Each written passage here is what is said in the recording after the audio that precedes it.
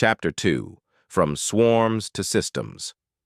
Once you start following the fly, you stop seeing it as an isolated pest. You start seeing its supply chain. The swarms in my space weren't random. They were sustained, fed by conditions someone allowed or engineered, rotting waste in neglected corners. Standing water nobody drained. Cheap food storage containers that practically invited infestation. You think it's just bad luck, but it's not. It's neglect at best, orchestration at worst. That's when I realized every infestation, whether of flies, toxins, or bad information, rides in on a logistics network, a system. And every system has an operator.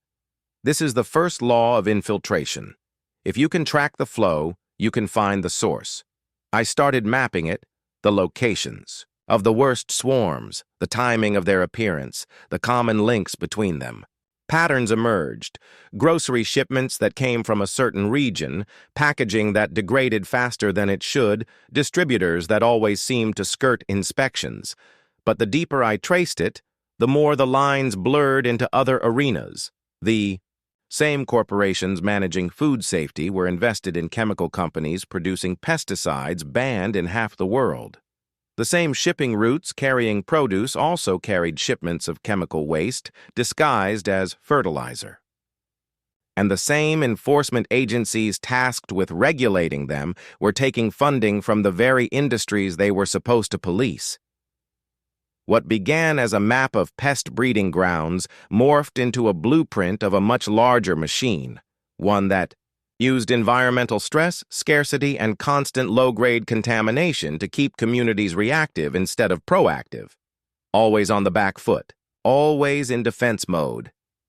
And here's the thing about defense mode.